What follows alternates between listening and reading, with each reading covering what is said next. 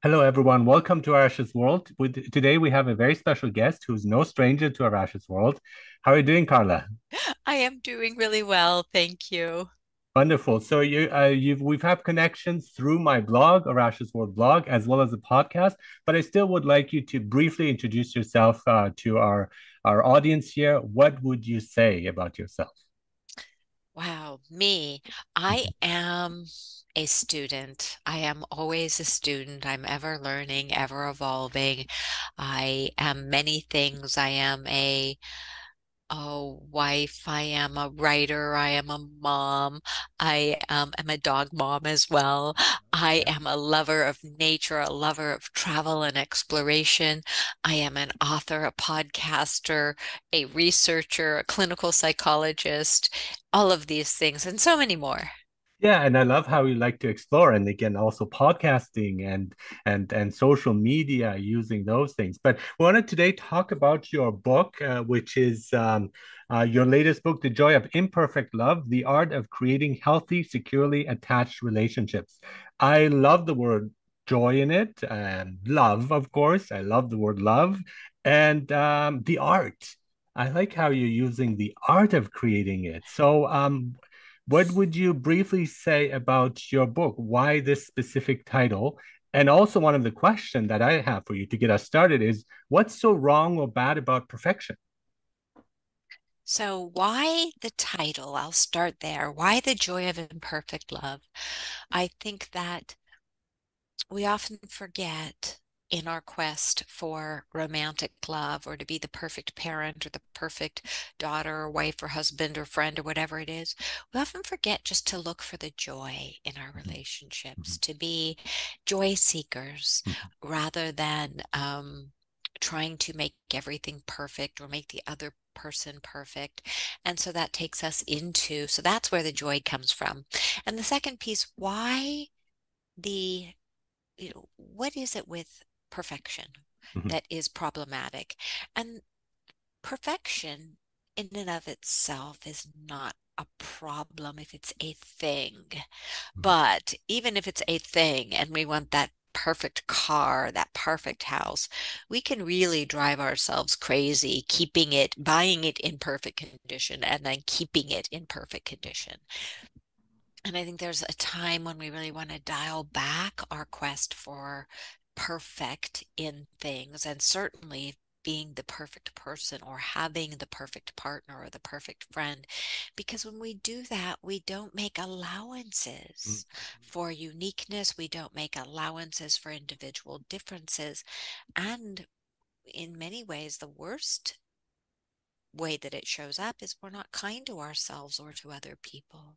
We focus on flaws because that's the idea of Yes. perfection, right? And then we Yes. magnify them and we lose track. And a lot of people have ideas about relationships that it's work and it does take effort. Of course, it is in that sense, it is a work, but there's also the joy aspect of it, the joyful aspects of a relationship and any type of relationship that we're looking at. And to really delve into that and not just get sidetracked by the flaws or the irritations or the annoyances that creep up. But again, that's part of the whole deal. Absolutely. It's interesting that you're saying this. I just did an interview earlier today about the ick factor in Mhm. relationships. And what is an ick factor? And I think the ick factor comes from sometimes it's, this gut response to something that's truly not safe for us. Mhm. You know, meat or something that's gone bad, so we get this ick. But sometimes in our highly perfectionistic world, we don't make space for somebody to be different, to be quirky, to be unique. We Mhm. don't make space for our own quirkiness and uniqueness. And I'm not talking about maladaptive behaviors here. I'm talking about just the simple things that make somebody them. And we're sometimes good at the saying, oh, you be you. Right. And yes, and we want to do that when the behavior isn't toxic, when it's something where somebody's intentions are good. Well, let them be them. But often, even especially we see it in little ones, little kiddos, where they're just experimenting with the world and trying out who they are and how they show up in the world. And that's where it starts. Kids are taught to let go of their individuality in order to become conformists. And then it erodes self-esteem because going back to the ick piece, well, then we start saying ick to our own uniqueness and ick to other people's uniqueness. And again, I'm not saying that we're making space for toxic behaviors, Mhm. but we do want to make space for the parts that make us different, that make us Exactly. beautiful, that make us wonderful and interesting. Yeah, and embracing the inner child. And I like the experimenting. I mean, I still do that. And I think, but we kind of think that we have to have it figured out by a certain age. We say, now, okay, I've done this. This is my path now. And I find like life has so many curveballs too, where you just have to maybe change your direction, change your mindset, change your views about things. And so, and that is necessary, and that is wonderful, actually. That is a beautiful thing that happens. Absolutely. And we can talk about the inner child piece, uh, even the healing part of the inner child. But yes, I so believe if somebody thinks they'll ever get it figured out, oh my goodness, well, blessings to you, because Yeah, I know I will never figure it out. Every time I think I'm getting somewhat close to it, you're right. Life exactly. throws you a curveball just to prove that, the name of the game Mhm, isn't not getting challenged mhm, and not changing. The game is how well can you adapt to it? mhm, How well can you lean into it and go with the flow? Because truly, the moment we stop growing and learning, the moment our insides start to suffocate and die. mhm, mhm. And relationships is an entity of itself. It's also alive. It's also dynamic. And in your book, you talk about four different styles of relationships, and I want to look into that. And I feel like those are kind of cycles that we go through various of them. Well, based on my experiences, I think it's sometimes this, then it's that, and but it shouldn't be stuck. We shouldn't get stuck in one unless, again, it's one of the more positive ones. But what are the four styles of relationships? And then what can we say about those? I agree with you that sometimes our relationship styles change depending upon the nature of the relationship. Mhm, And the format that I use in the Joy of Imperfect Love are the styles of being hyper independent. So we mhm, are divergent. So mhm. imagine a V where you start off somewhat together, but you go in two separate directions. And when you have two people doing that, whether they're friends or romantic partners or parent-child, you will not know the other person because you're on two different trajectories. So that's the very hyper independent style, the divergent style. Then we have the parallel style again, two lines, and they're, on train tracks and they appear to be going in the same direction, but there's not a lot of communication. There's not any connection. They are literally on two different trajectories. And this is where I often hear people say, I don't know my son, or I don't know my partner. I don't know my friend anymore. It's even though we see each other or we're at work together or we're sleeping in the same bed, but they're not having interactions that build that Mhm, connection.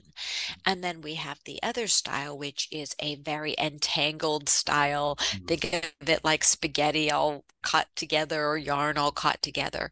And that is the style where two people, generally very anxious people, come together and become very enmeshed so that they feel safe often, but they're not able to explore themselves outside of the relationship. And then we have what I believe is the healthiest style, which is an interdependent style. And this looks almost like a braid in a sense that is very loosely woven. So it comes together, that braid comes together, but then it goes out mhm, and then on parallel tracks and then back together and then out, almost like you're doing the braiding on somebody's hair. And the reason that this is such a lovely style, it allows for dependence, which we often go, oh no, I can't be dependent on someone, but we need, as human beings, we need to be able to depend on other people. But it also supports independence and connection. So we want, in this style, we're okay being alone. We don't rely on the other person to meet our needs in every area, and we're okay coming back into the relationship, being vulnerable, connecting, talking, then moving back out into separate interests, whether they're work or hobbies, then coming back together. So it's autonomy, yet connection. Mhm. And being in a way in sync, because I find, like as you're saying, so there's changes in our lives that one of us changes and then the other has to sort of change too, or catch up or change in their own way. And so there's this like constantly like different phases that you would go through in a relationship. But I think one thing that is very important and you talk about in your book is communication, to keep those lines open, and there are different kinds of communication, different forms that it could take, but also allowing a healthy conflict there, a certain amount of conflict, because then that can give the opportunity to resolve them and to grow from it. Absolutely. And I think it's a very important piece because let's just go into the healthy conflict that, well, we can start with the growth. So we're always changing. Mhm, Every day we're changing. We may not be growing, but we're changing. Life mhm, changes us. mhm, And the moment we get a cold or read something in the newspaper that scares us or whatever, we're changing. So my concept comes from the place of, if we are going to change, why not be the masters of our change? mhm, Why not engage in conscious change rather than allowing life's vicissitudes to take us where it may, instead of saying, wait a second, if I'm going to change today, I'm going to change mindfully, I'm going to change for the better. And in our relationships, we often say, oh, my partner should not change me, I should not change my partner.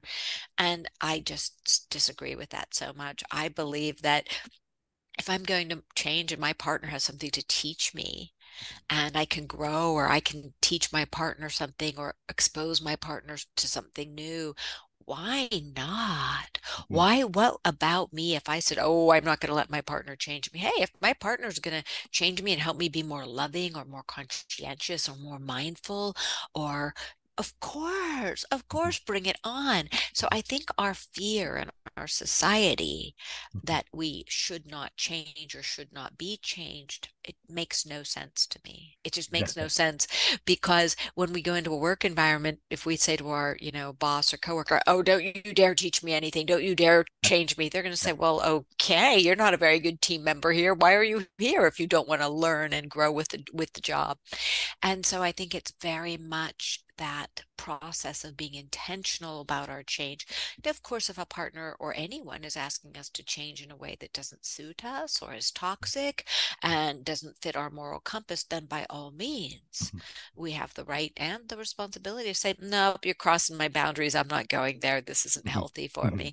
So, and I think now to a point about the conflict, individuals are going, from the time we're we're old enough to say no, mhm, right? And even before then, there's conflict. We have a mind, we each have a mind of our own. So making space for each partner, each person, parent, child, lover to lover, whatever the relationship is, making space for healthy conflict. I'm not a believer in fighting mhm, or arguing. mhm, I think those take us into a very defended, warlike state.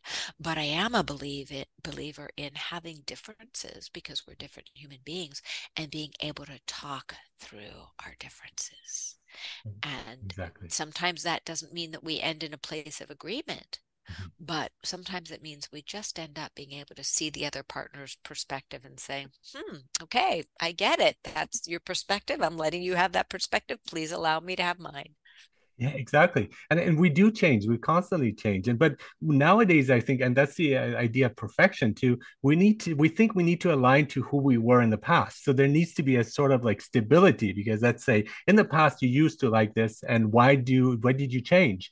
And so we come like kind of like mini politicians where it's like, okay, I have to follow the platform. And but that's not the case. I mean, we do change. And it's like that was me in the past. That was me a day ago. That was me a year ago, but now I've changed, and to welcome that. And so it's often frowned about because there's this a illusion that we need to remain stable and be the same person, but we constantly, it's fluid, we change, we adapt to new situations, and it influences us in many ways. So we don't have to conform to that old idea of ourselves or the person we used to be, if we realize, hey, this is so much better, or this is really more authentic, this is more me than the person I was, for example, in the past, and try to find kind of leeway there and freedom to change and to accept that change in another person too. Yes, and I love how you put that and you're so right because I always laugh when people say, "Oh, God, I wish I could be in high school again," or "I wish I could be in college again." Yes, yes. And I look back, to me and go, God, would I want to be 17 again and go through all that again? Would I want to be 25 and go through all those growing pains again? And so I recognized her in the past, that version of me, and I have great compassion for her, but I see that the me now is so much wiser, still lacking in wisdom in a lot of ways, but that idea of recognizing the person we were in the past and also saying, yes, I've changed and I've changed because I've worked really hard to change, to become more aware, to, step to my own beat, my own drum. Yes. And so I do think that that's a lovely thought of being able to say, yes, I have the right and perhaps the responsibility of changing and evolving. And that's a piece I hit a lot in The Joy of Imperfect Love, the journey of evolving, and how I see us all as coming into the world. We're perfect as little ones, probably more perfect in many ways, but we get some pretty rough edges as we're parented and we're in society. And so we want to keep polishing those rough edges to become these more beautiful, loving souls that we have the capacity who can do good in the world, do good for ourselves, our relationships. And so I think that that is a privilege and a responsibility to work on the polishing of the self. Mhm. It's a process of discovery and self-discovery and so on. So Yes. if I could go back to my teen self, I would say just do whatever you're doing, just take it easy. I was like, just relax. Things are gonna be fine. And it's that worry when you're, let's say you fail an exam in high school at university and you're worried about it, just relax. And I'm imagining my older self to come and tell me the same thing now. So then I think that's important because we get sometimes often worried about things that are not that important in many cases, where we need to take it a bit easier, relax a bit more, just see the joy of things, the other side, and not just be bogged down by these worries of either the past, thinking about the past, thinking about the future, and just enjoying that mindful moment of bliss of the present that we have. And that if we don't see it, it will escape, it'll go away unused. And there's so much potential in that moment. And just to often take it easy and relax for a moment, to take a break of things.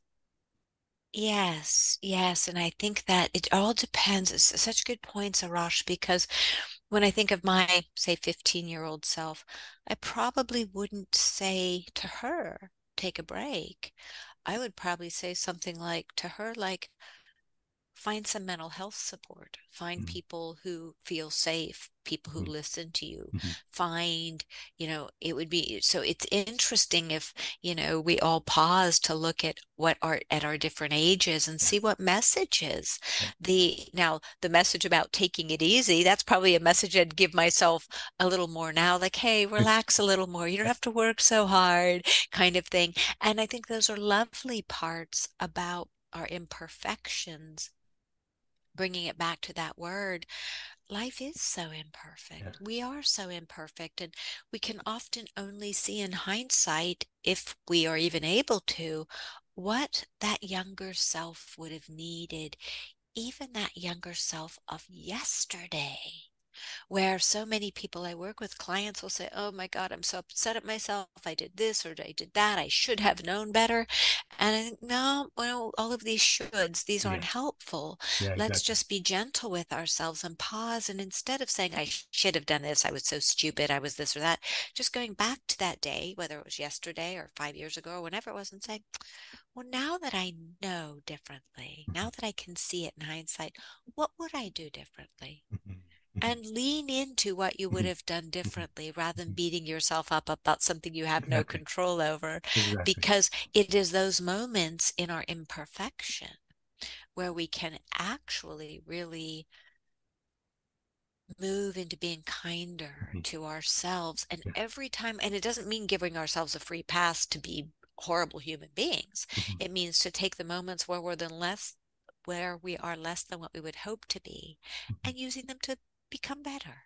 Yeah, I recently found my journal from when I was a teen, and I was reading it, and it was written in German, but I was like, it was so fascinating. It's like this book that I was reading about myself, and I had so much sympathy for the guy, and I think it's yes, he was struggling, and he was probably borderline depressed and so on, but he was fine in the end because he figured things out, and I got to this point seeing myself back then. But then it really like you accept your past in many ways. It's like, well, yeah, of course. I mean, he's trying hard or she's trying hard and so on. So I think that's it's important to write maybe to keep diaries and journals so that you can look back later on and just see what you're going through and understand it better. Because again, from the past, we come from the past. So we are related to that person, but we've evolved in a different direction. We've taken a different path often. And that adds to that element of self-discovery too.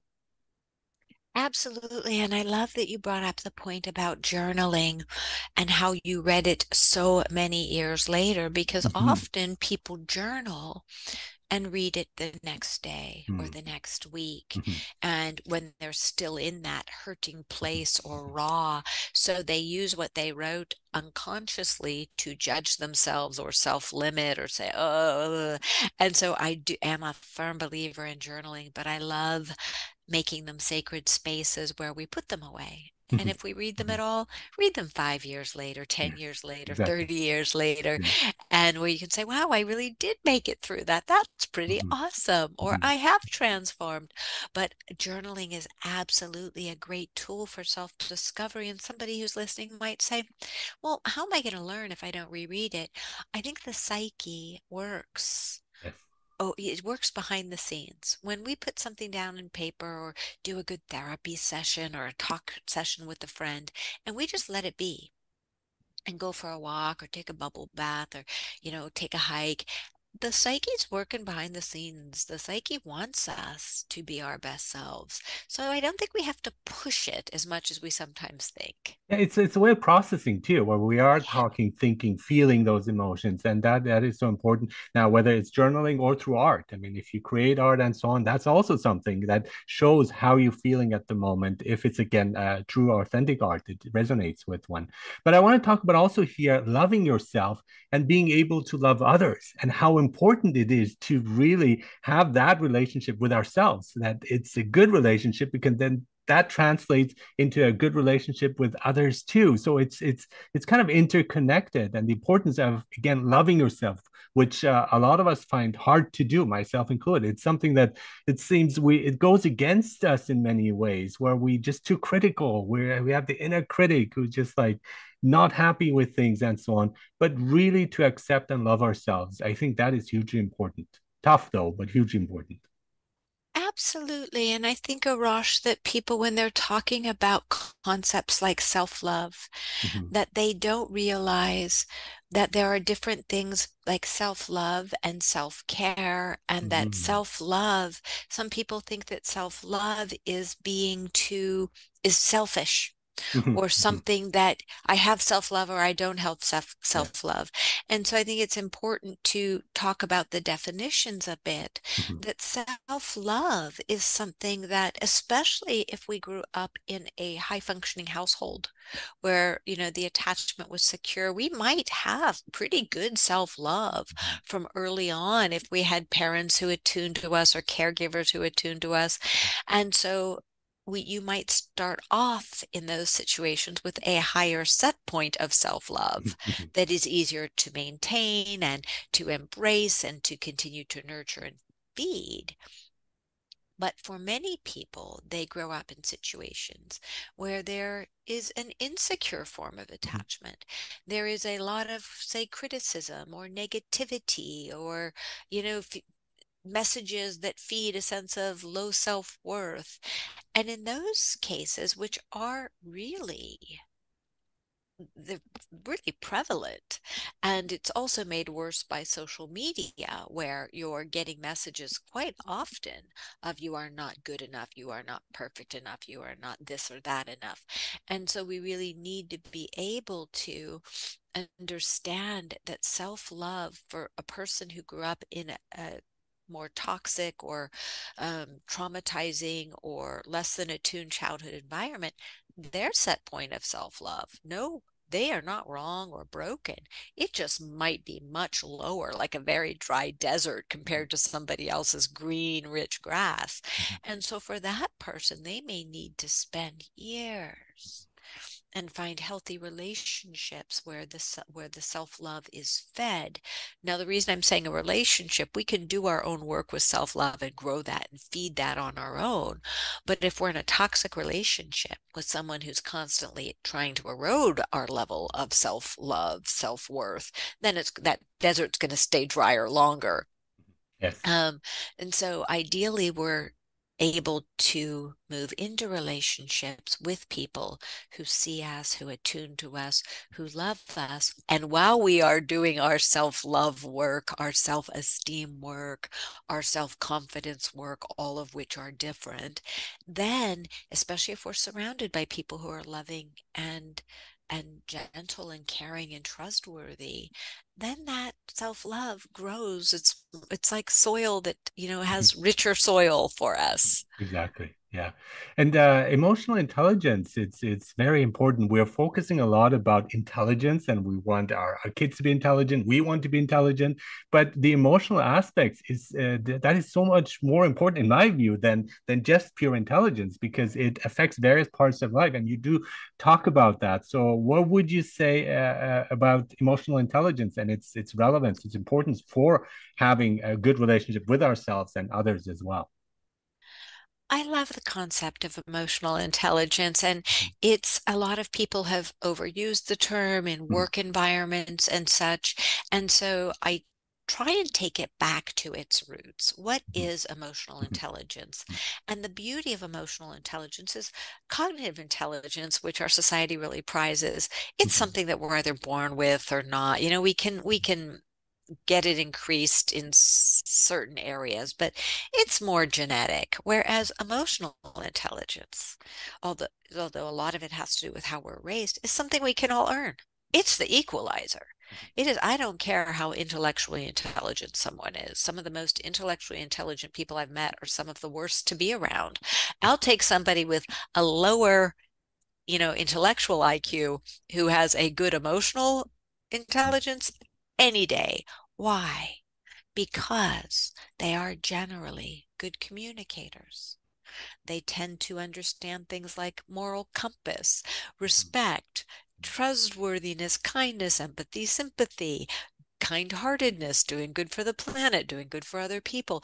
So that is what emotional intelligence does for us. It helps us look not just at our emotions, but how we interact within the self and interact with others, always working toward highest good. Highest good, because if Dr. Carla is working toward her highest good, I'm very unlikely to harm anyone or anything. And if we each do that and say, as a partner, I'm working toward my highest good. If you're working toward your highest good, you're not going to go in cheat on a partner or steal from your neighbor or kick the kid or the dog or what. No, you won't, because you're trying so hard to evolve. And that is how I see emotional intelligence. It becomes our guiding light, it becomes our sun in the sky. And again, that's where perfectionism comes in, because if we just accept from the fact I'm a work in progress, Mhm. I, Carla, will never know everything. I will not always get it right. There are times my emotions will be frazzled and I'll look back and I'll say, I could have done that better.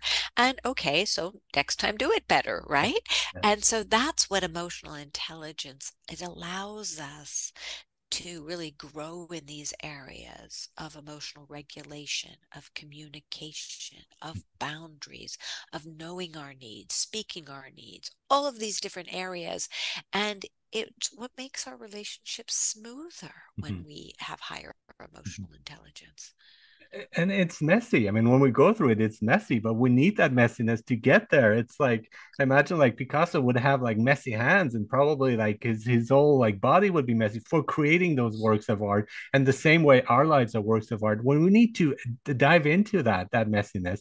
And when you talk about emotional intelligence, I always think of leaders, and they're not necessarily intellectuals. They actually connect with empathy, with feelings, and so on, and they lead by example and so on. So I think that is, especially empathy, is a very important aspect of it, where you don't just look at a person intellectually as like, well, this is the right thing to do, or this is how it should respond, but how does it affect them emotionally as well, and how did you feel when you went through similar feelings? I think that's important for connection, empathy. And I know some psychologists who are frowning upon empathy. They say, well, it has some negative connotations. I disagree with that. I think empathy is so important for our relationships with others.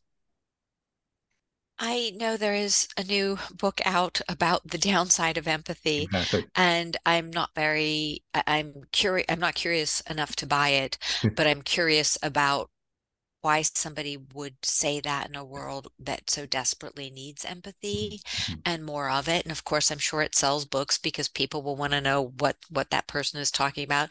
And all of those people who prefer not to have empathy because it makes life more convenient, they'll use it as a weapon to move Yeah. through life without empathy. But I do want to go back to something that you said about leaders. And I know you didn't mean to be general about good leaders have empathy.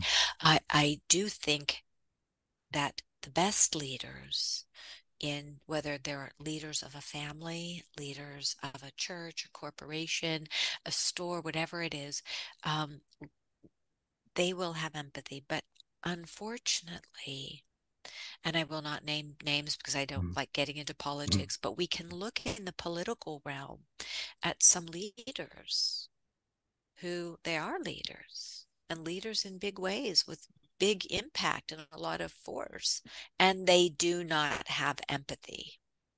And when we look at how leaders without empathy, and there's a certain individual in Russia we might look at and say, oh, this individual has no empathy. Now he's come far and has done away with a lot of people, including Alexei Navalny, and we can see that. And it is that force of, I don't know what one would call it, evil, whatever or the antithesis of empathy, whatever you want to call it, that we want to take care when we look and say, this is our leader and this leader, leaders have empathy. There are a lot of leaders, and we want to be able to look at them and recognize that many leaders, many politicians don't have empathy. In fact, I remember hearing about that many people believe that true sociopaths, those with antisocial personality disorder, that a lot of them end up as politicians. And I would believe that. I'm not saying that certainly is applicable to all politicians, but for people who get very far in life like that, there is sometimes a part of them that kills any inkling, any drop of empathy they may have had or likely did have, and become so self-absorbed and self-interested.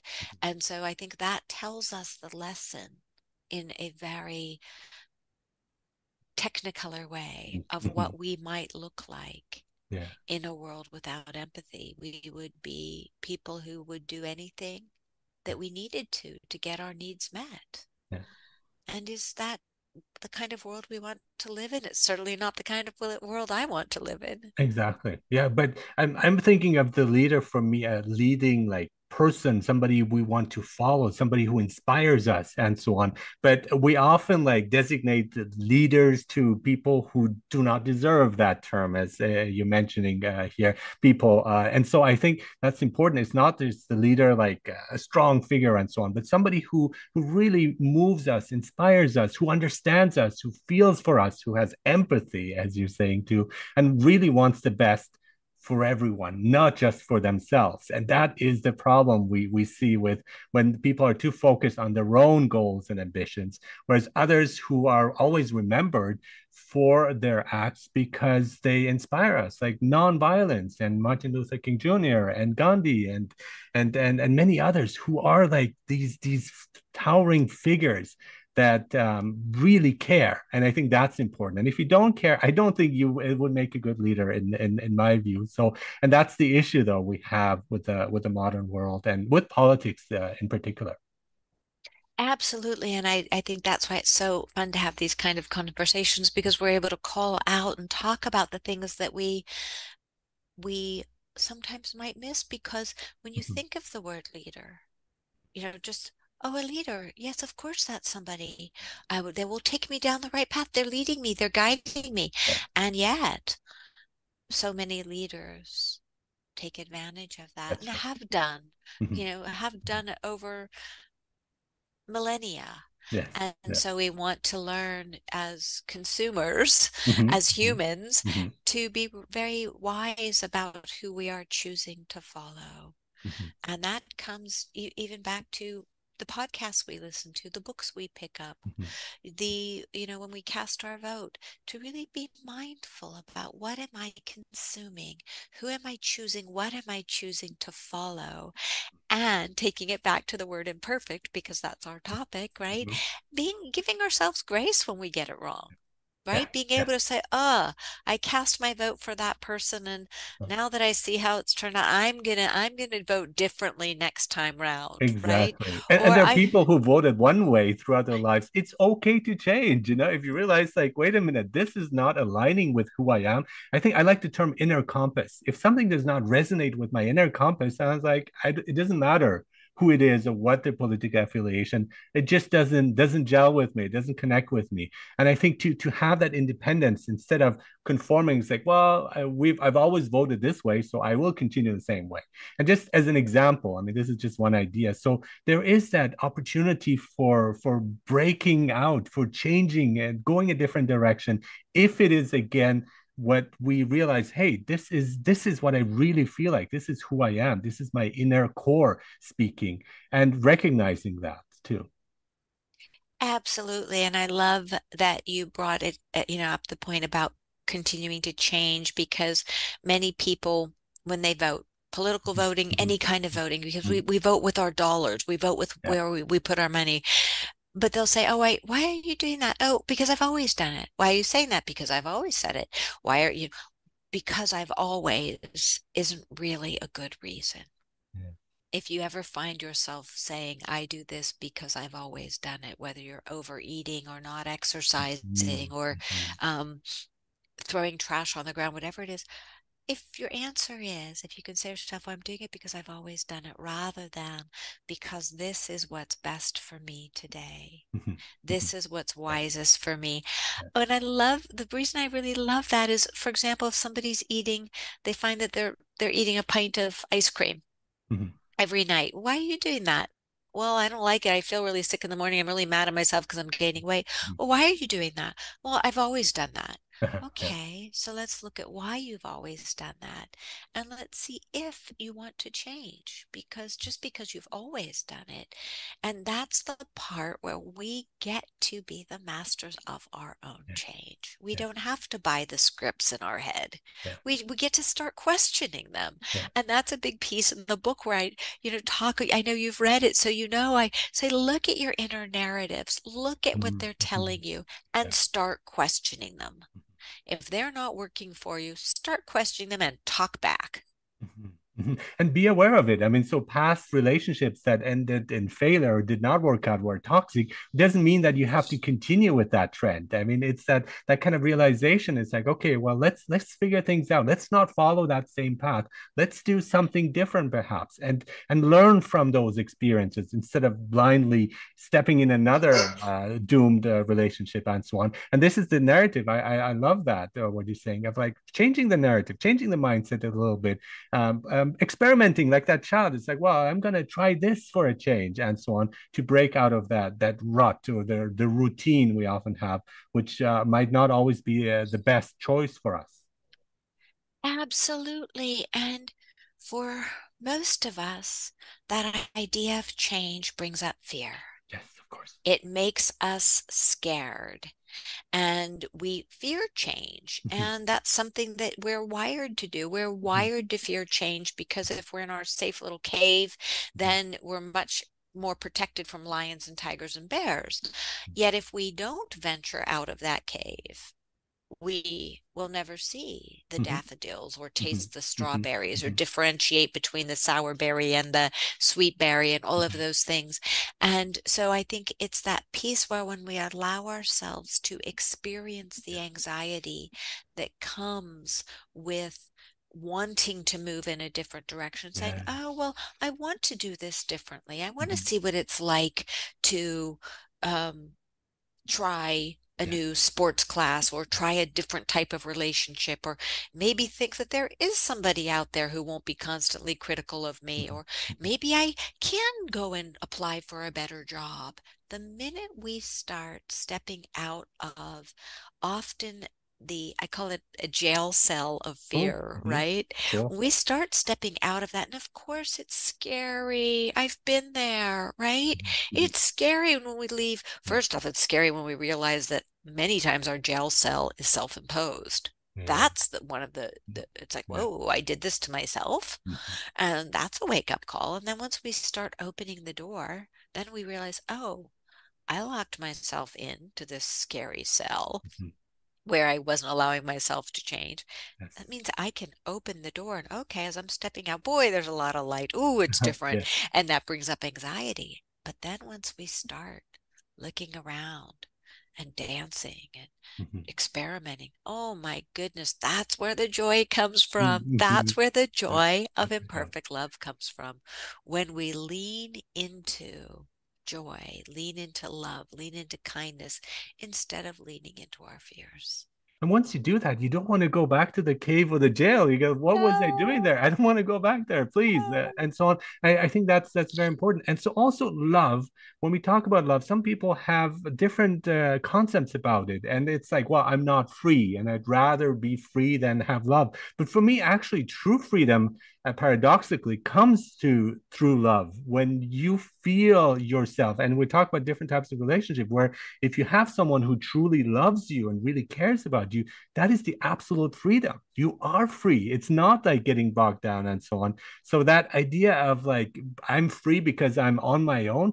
I think we need those relationships. We need to find love and in any, and again, with whoever that we want to be. But it's so important, I think. And we should not see it as necessarily restrictive, though again, there is the toxic side of love, of course, and that's what we want to stay away from. But if you find that you connect with someone on a deep level, that is true freedom. That is absolute freedom, in my view. And it's we don't really see it that way. Many people don't really see it that way. I love this point, Arash, because there is the piece where there are times where we are meant to be alone. Mhm, Maybe after a breakup or mhm, during a big mhm, life change or something, where the work we want to do on ourselves feels as if it's mhm, best done mhm, here inside the self rather than having, our undone stuff splatter all over somebody else. And then there are some people in life who prefer to walk through life alone. And that's healthy and that's wonderful if it's done mindfully. I mhm, think what we want to be careful of is not being in relationship because it's coming from a place of fear. I don't ever want to mhm. trust Yeah. anyone again. I can't rely on anyone. I'm going to stay single or I'm going to get married but not let that person into my life or I'll be in a long-term partnership and I'm just going to be not that these are conscious thoughts, but I see them play out all the time where we're just going to have this sort of roommate coexisting relationship. Mhm, mhm, And when we do that, it's another form of that jail cell because I agree with you mhm, when we allow ourselves to commune, truly commune mhm, with other mhm, people, to connect, to put our defenses down when mhm, the other mhm, person is safe and has earned our trust. Oh my goodness, there's so much freedom and so much true connection and discovery of life because when we're in a relationship with just ourselves, sometimes we get a little bit limited. It's one of the Mhm. reasons like people want to come to psychotherapy Right. sessions because we get to, or why I have, really great girlfriends or a partner to bounce things off, because others help us see life in different ways. They help us see ourselves in different ways. And we can do that for ourselves and other people. It's just magnificent. Mhm. Exactly. And through that have the growth. I remember reading a poem in German, Heinrich Heine, I think, talks about like when your heart gets broken, it's an age-old story. It happens to everyone, but to each person it feels new. And I think that is so important of also processing that and then moving on. And it doesn't mean that the next will end in heartache. So not kind of stopping. It's like, oh, I had like bad experiences, so I'm doomed. I mean, just exploring and learning from it and moving on and it really like going through the motions to grow from it, become a more complete person, I think, and seeing it as something in a way also beautiful because it's like, well, okay, it ended, now we have to move on because that's what life is. It's a constant moving forward and not to get stuck or bogged down, but taking that next step. Difficult, yes. We need to go through it, but it's also beautiful because that is, I think, the lessons we need to have instead of hiding in that cave or in that comfort zone or in that jail. And it's like, I'm gonna step out whenever one is ready, yeah, without forcing oneself, but sometimes pushing yourself a bit out. Okay, I'm gonna try this again. I'm gonna give this another chance and to keep moving on. Absolutely. And I think the piece about loving and every time you love, whether it's an animal, a child, a romantic partner, a parent, anything, anytime you love, there's going to be pain. There Mhm, is. mhm, And I I still haven't come to terms with necessarily how this pain makes us a better person.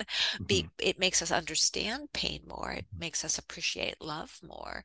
It makes us aware of the transitory nature of life. But there's it is every time that there's pain in relationship and people say, as you said, it's this growth opportunity.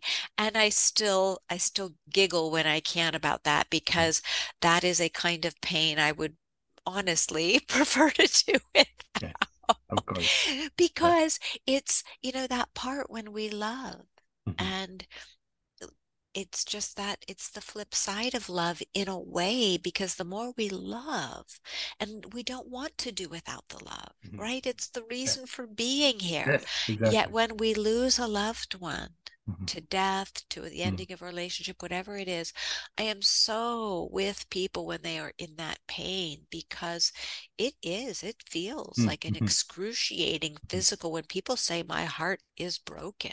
Mhm. And I don't sit there and say, learn from it, grow through it, No, move through it, no, of course, right? no. Because you can just feel that in your own heart, that terrible pain of having lost and having lost someone, lost that love. And for me, as far as I've been able to come with it in my imperfect way, is to realize that that pain is a reminder that the love is never lost, Mhm.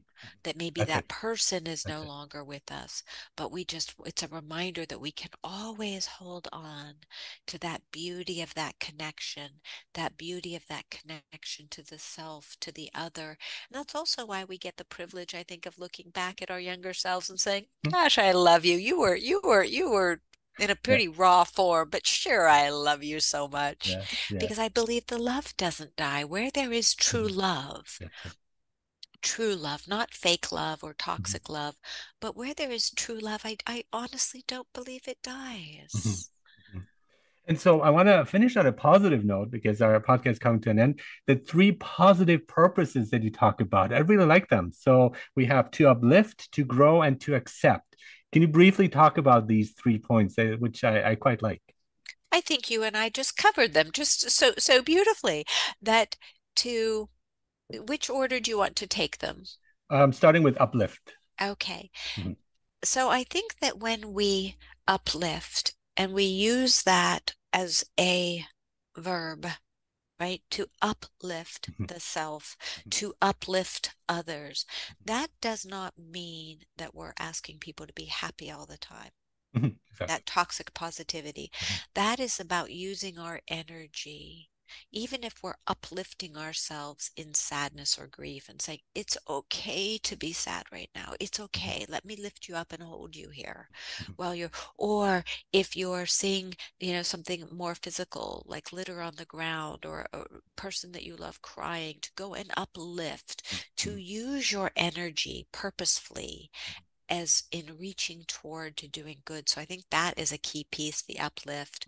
I think the grow then comes from that, that when we are working to be in a state of uplift as often as we can't do it 24/7. We need our rest and we need to make allowances for, quiet and downtime, but we naturally grow when we become more intentional in our actions, when we're really trying to, just as we would with a garden, right? Where we take it and we clear out the weeds and we add some fertilizer. When we do that, the garden grows and the magic happens and the sun comes down and we add some water, whether it's rain or we're adding it through irrigation. But that growth does not happen by accident. It comes because of mindful tending. And Exactly. then the last piece, the acceptance. I think that there is so much in life that we want to have turn out a certain way. And I think that sets us up for disappointment. And I think one of the best things we can do is to, my little saying for that is, may I get out of, may my will of wanting, not stop the universe from doing what it needs me to do, or Exactly. may I get out of the way of what the universe wants for me. And I think that is a way of acceptance, not that we accept things that are toxic, but instead that we believe that whatever our divine is, whatever our higher power is, that we're able to say, I'm going to do my best here.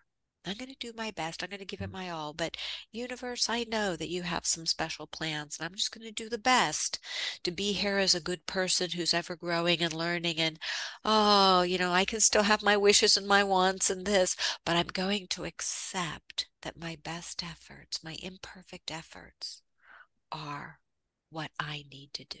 And then be more accepting of the rest, of my imperfections, of life's imperfections, of others' imperfections. Exactly. Wonderful. Thank you so much, Dr. Carla Marie Manly, your clinical psychologist, author, podcaster, and many, many other things as well. Your book, your most recent book is The Joy of Imperfect Love, The Art of Creating Healthy, Securely Attached Relationships. Always a pleasure talking to you. Thank you so much for being on Rash's World. Thank you for having me. It's been such a pleasure. Thank you. Bye for now.